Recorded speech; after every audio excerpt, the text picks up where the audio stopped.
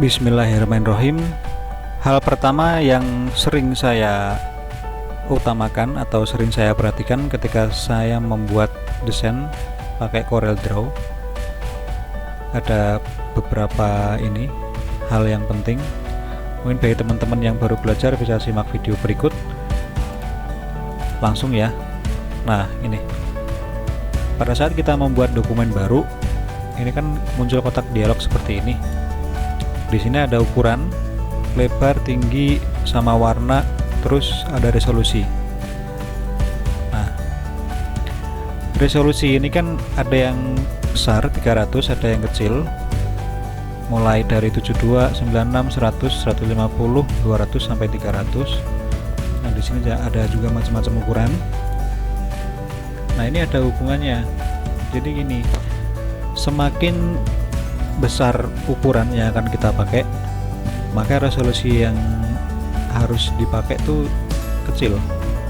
Sebaliknya, kalau ukuran dokumen nanti kita kecil, maka kita pakai resolusi yang besar. Gitu, paham ya?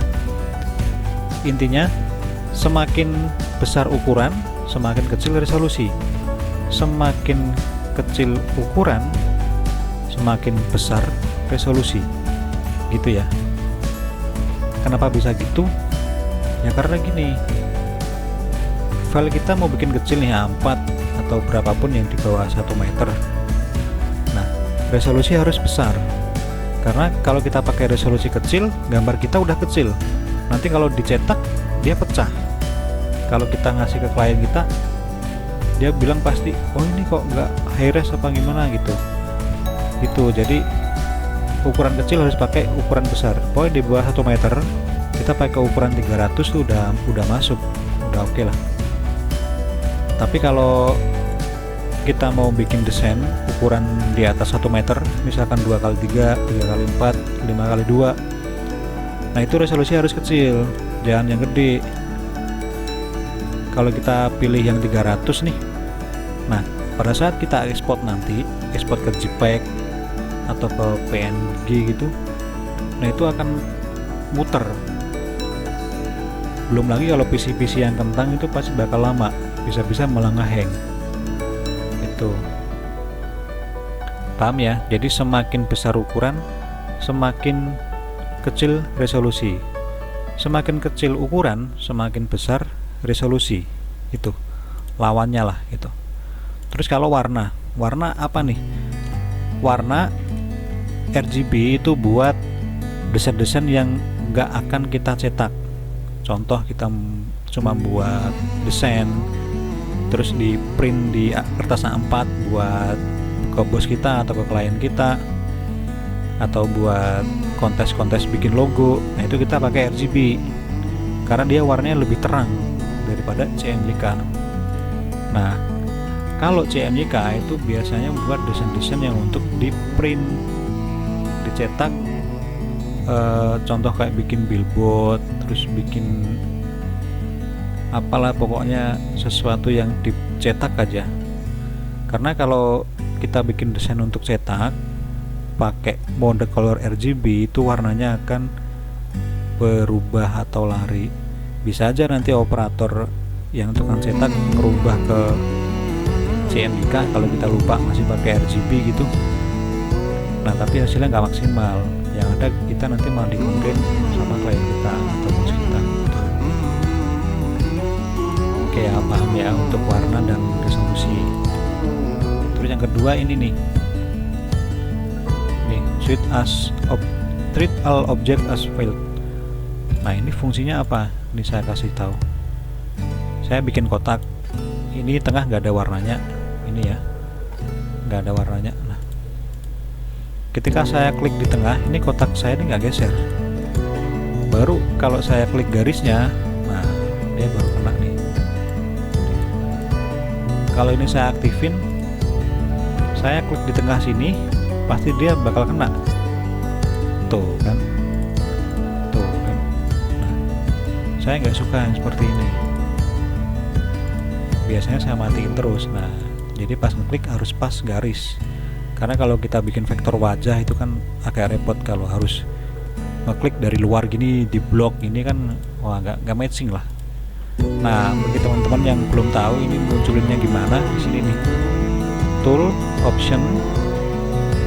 Nah, cari yang paling atas nih, workspace, atau mungkin tampilannya masih seperti ini. Nanti klik yang tanda plusnya, workspace. Nah, terus cari customization, terus common ya di sini. Nah, di kolom common ganti dengan show all item. Nah, terus cari di sini namanya treat doang, pasti udah muncul nanti. Nah, kita cari. Nah, muncul nih. Ini ya. Ini close dulu. Nah, ini. Nah, tarik ke sini atau ke sini dulu. Nah, dia kan udah muncul nih. Baru nanti di oke. Nah, berhubung saya udah ada 2, saya nggak mau nambahin lagi jadi 3, jadi saya close.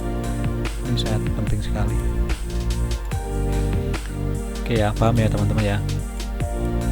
Bagi yang sudah tahu ya bisa di skip videonya, nggak apa-apa. Ini tak kasih bonus buat teman-teman yang baru belajar bagaimana cara menggunakan scroll pada mouse.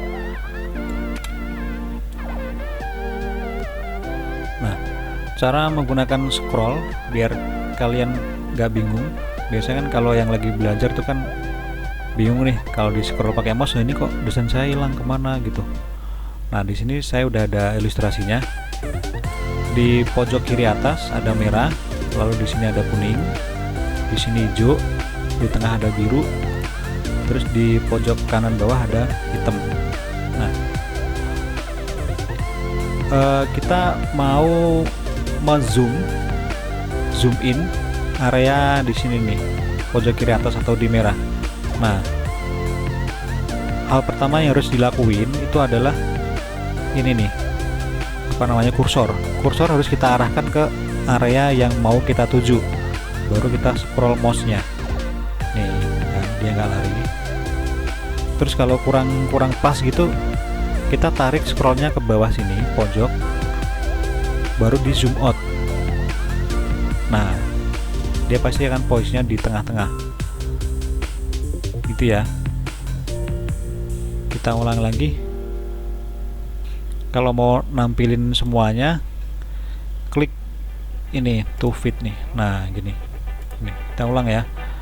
Kita mau menuju gantian ke pojok kanan atas, area kuning. Jadi arahkan mouse-nya ke pojok kanan atas ke area kuning, baru di zoom in, di scroll.